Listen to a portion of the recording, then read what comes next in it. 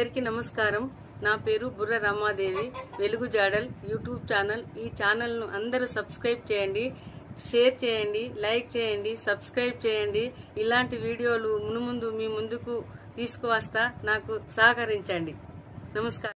Karimnagar parliament నియోజకవర్గం సమన్వయకర్తలు కాజా ఫక్రుద్దీన్ గారు, అడెం రాజు గారు కరీంనగర్ కు వచ్చిన సందర్భంగా కరీంనగర్ డిసిసి సెక్రటరీ సయ్యద్ జమాలుద్దీన్ గారు వారికి స్వాగతం పలికి శుభాకాంక్షలు తెలియజేశారు. అలాగే కాంగ్రెస్ పార్టీ నాయకులు, మహిళా నాయకురాళ్లు వారికి స్వాగతం పలికి సన్మానించారు. ఈ సందర్భంగా మహిళా కాంగ్రెస్ అధ్యక్షురాలు కర్ర సత్య ప్రసన్నారెడ్డి గారు డాక్టర్స్ డే సందర్భంగా డాక్టర్ కవ్వంపల్లి సత్యనారాయణ గారిని కలిసి శుభాకాంక్షలు అందజేసి శాల్వాతో సన్మానించారు. అనంతరం సమన్వయకర్తలు స్థానిక నేతలతో కలిసి మీడియా సమావేశంలో పాల్గొన్నారు. గట్టి కార్యక్రమాన్ని ఇప్పుడు చూద్దాం.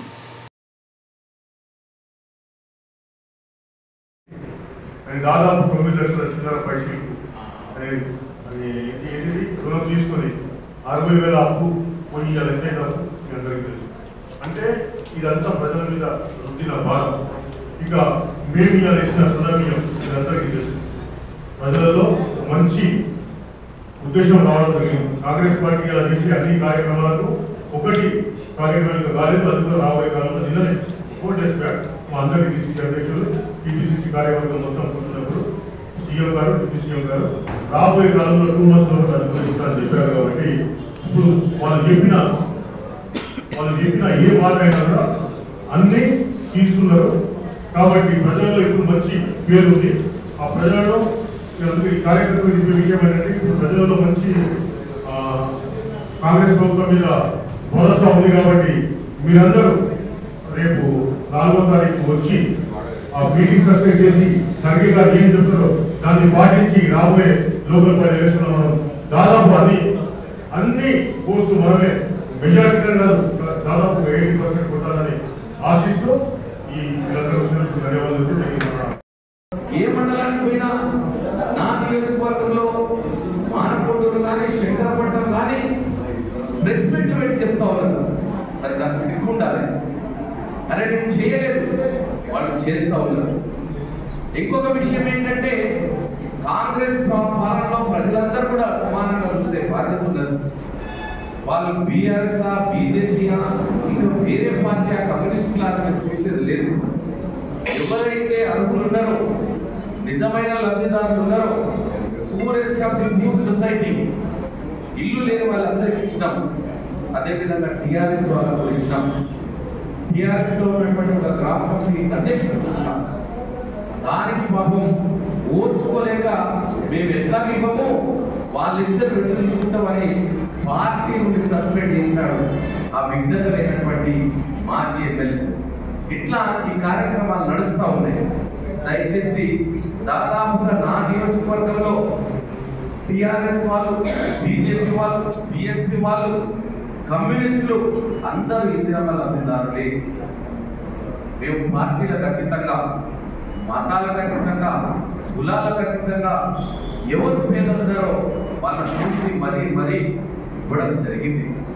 ఇల్లు కూలిపోయి వర్షంలో ఆ కూలిన ఇంట్లో ఉంటారు. టార్పాలిన్ బ్యాగ్ వేసుకొని ఇస్తున్నారు. మొదటి విడతగా 3,500 ఇల్లు నా నియోజకవర్గంలో మేము పెట్టినాం.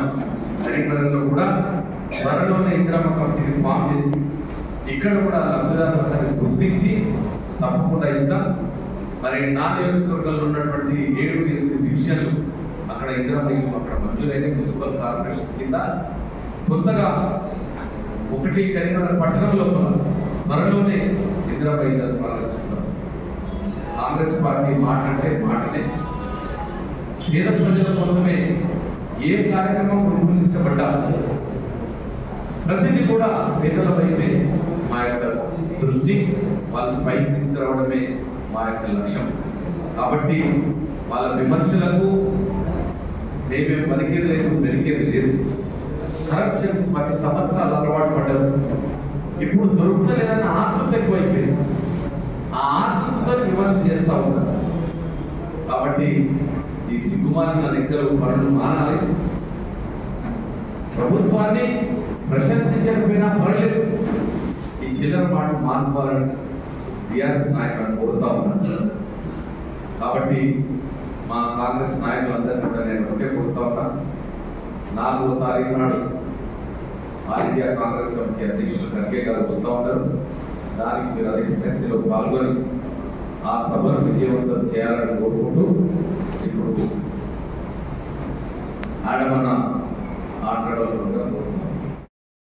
On behalf of the Andhra Pradesh Telangana Congress Party, our president has sent us here to communicate and ask all members to participate more for the president of the ACC coming to Hyderabad.